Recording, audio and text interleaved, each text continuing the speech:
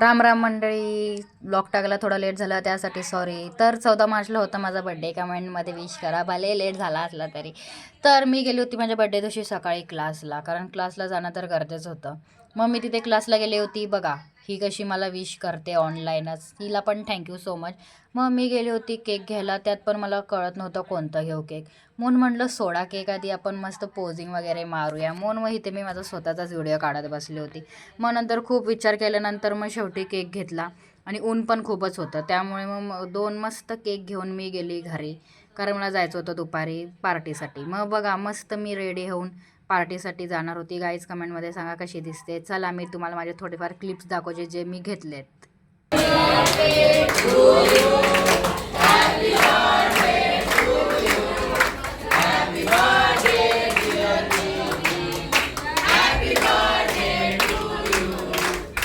त्यानंतर मस्त घरी आल्यावर सेलिब्रेशन केला.